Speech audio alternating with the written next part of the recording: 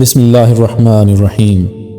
اللہم صلی وسلم وبارک علی سیدنا محمد وعلی آلہ وصحبہ۔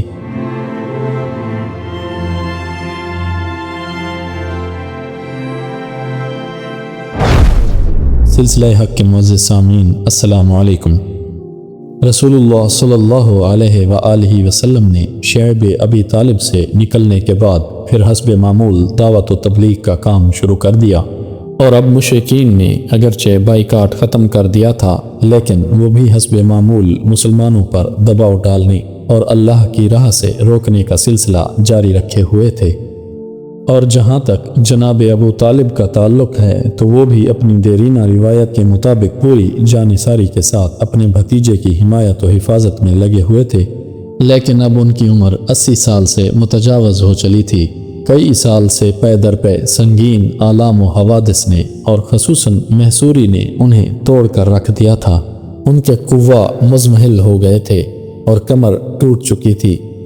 چنانچہ گھاٹی سے نکلنے کے بعد چند ہی مہینے گزرے تھے کہ انہیں سخت بیماری نے آن پکڑا۔ اس موقع پر مشرکین نے سوچا کہ اگر جناب ابو طالب کا انتقال ہو گیا اور اس کے بعد ہم نے اس کے بھتیجے پر کوئی زیادتی کی تو بڑی بدنامی ہوگی، اس لیے جناب ابو طالب کے سامنے ہی نبی صلی اللہ علیہ وآلہ وسلم سے کوئی معاملہ طے کر لینا چاہیے۔ اس سلسلے میں وہ بعض ایسی رعایتیں بھی دینے کے لیے تیار ہو گئے جس پر اب تک راضی نہ تھے۔ چنانچہ ان کا ایک وفد جناب ابو طالب کی خدمت میں حاضر ہوا، اور جناب ابو طالب کی خدمت میں یہ ان کا آخری وفد تھا۔ ابن اسحاق کا بیان ہے کہ جب ابو طالب بیمار پڑ گئے اور قریش کو معلوم ہوا کہ ان کی حالت غیر ہوتی جا رہی ہے تو انہوں نے آپس میں کہا کہ دیکھو، حمزہ اور عمر رضی اللہ عنہم اجمعین مسلمان ہو چکے ہیں اور محمد صلی اللہ علیہ وآلہ وسلم کا دین قریش کے ہر قبیلے میں پھیل چکا ہے، اس لیے چلو جناب ابو طالب کے پاس چلیں کہ وہ اپنے بھتیجے کو کسی بات کا پابند کریں اور ہم سے بھی ان کے متعلق عہد لے لیں، کیونکہ واللہ ہمیں اندیشہ ہے لوگ اس کی وفات کے بعد ہمارے قابو میں نہ رہیں گے۔ ایک روایت یہ ہے کہ عرب ہمیں طعنہ دیں گے، کہیں گے کہ انہوں نے محمد صلی اللہ علیہ وآلہ وسلم کو چھوڑے رکھا اور اس کے خلاف کچھ کرنے کی ہمت نہ کی، لیکن جب اس کا چچا مر گیا تو اس پر چڑھ دوڑے۔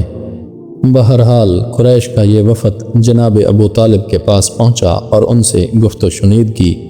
وفد کے ارکان قریش کے معزز ترین افراد تھے، یعنی عتبہ بن ربیعہ، شیبہ بن ربیعہ، ابو جہل بن ہشام، امیہ بن خلف، ابو سفیان بن حرب اور دیگر اشراف قریش، جن کی کل تعداد تقریباً 25 تھی۔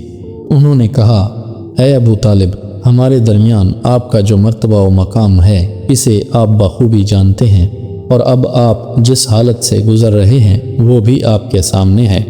ہمیں اندیشہ ہے کہ یہ آپ کے آخری ایام ہیں۔ ادھر ہمارے اور آپ کے بھتیجے کے درمیان جو معاملہ چل رہا ہے اس سے بھی آپ واقف ہیں۔ ہم چاہتے ہیں کہ آپ انہیں بلائیں اور ان کے بارے میں ہم سے کچھ عہد و پیمان لیں، اور ہمارے بارے میں ان سے عہد و پیمان لیں، یعنی وہ ہم سے دستکش رہیں اور ہم ان سے دستکش رہیں۔ وہ ہم کو ہمارے دین پر چھوڑ دیں اور ہم ان کو ان کے دین پر چھوڑ دیں۔ اس پر جناب ابو طالب نے آپ صلی اللہ علیہ وآلہ وسلم کو بلوایا، اور آپ صلی اللہ علیہ وآلہ وسلم تشریف لائے تو کہا، بھتیجے، یہ تمہاری قوم کے معزز لوگ ہیں، تمہارے ہی لیے جمع ہوئے ہیں، یہ چاہتے ہیں کہ تمہیں کچھ عہد و پیمان دے دیں اور تم بھی انہیں کچھ عہد و پیمان دے دو۔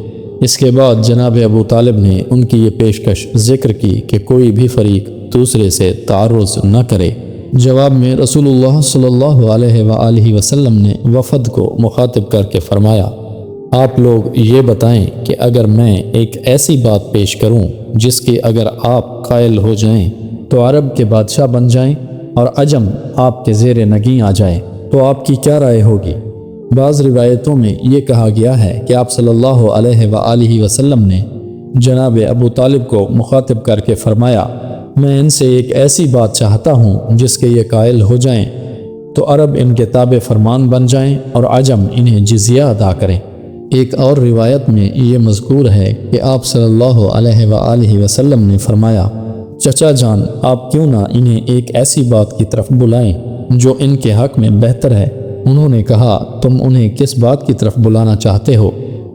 آپ صلی اللہ علیہ وآلہ وسلم نے فرمایا، میں ایک ایسی بات کی طرف بلانا چاہتا ہوں جس کے یہ قائل ہو جائیں تو عرب ان کا تابع فرمان بن جائے اور عجم پر ان کی بادشاہت قائم ہو جائے۔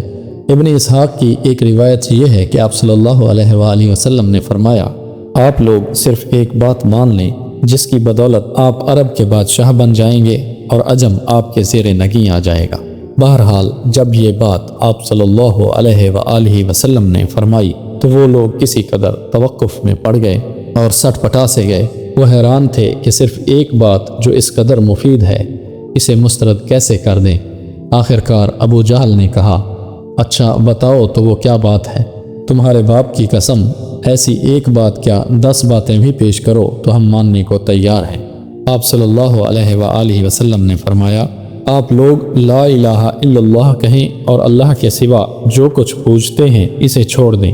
اس پر انہوں نے ہاتھ پیٹ پیٹ کر اور تالیاں بجا بجا کر کہا، محمد صلی اللہ علیہ وآلہ وسلم، تم یہ چاہتے ہو کہ سارے خداؤں کی جگہ بس ایک ہی خدا بنا ڈالو؟ واقعی تمہارا معاملہ بڑا عجیب ہے۔ پھر آپس میں ایک دوسرے سے بولے، خدا کی قسم یہ شخص تمہاری کوئی بات ماننے کو تیار نہیں، لہٰذا چلو اور اپنے آباء و اجداد کے دین پر ڈٹ جاؤ یہاں تک کہ اللہ ہمارے اور اس شخص کے درمیان فیصلہ فرما دے۔ اس کے بعد انہوں نے اپنی اپنی راہ لی۔ اس واقعے کے بعد انہی لوگوں کے بارے میں وحی نازل ہوئی۔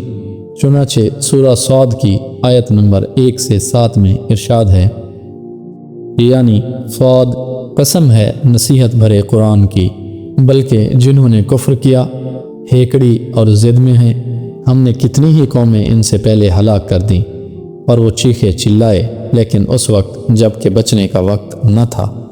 انہیں تعجب ہے کہ ان کے پاس خود انہی میں سے ایک ڈرانے والا آ گیا۔ کافر کہتے ہیں کہ یہ جادوگر ہے، بڑا جھوٹا ہے، کیا اس نے سارے معبودوں کی جگہ بس ایک ہی معبود بنا ڈالا؟ یہ تو بڑی عجیب بات ہے۔ اور ان کے بڑے یہ کہتے ہوئے نکلے کہ چلو اور اپنے معبودوں پر ڈٹے رہو۔ یہ ایک سوچی سمجھی سکیم ہے، ہم نے کسی اور ملت میں یہ بات نہیں سنی، یہ محض گھڑنت ہے۔ سامعین، سیرت النبی صلی اللہ علیہ وآلہ وسلم کے بیان میں اس سے آگے کے احوال ہم اپنی اگلی ویڈیو میں پیش کریں گے۔ اللہ تبارک و تعالی سے دعا ہے کہ وہ ہماری دینی اور دنیاوی مشکلات آسان فرمائے اور ہم سب پر اپنا فضل و کرم جاری رکھے۔ آمین۔ اللہ حافظ۔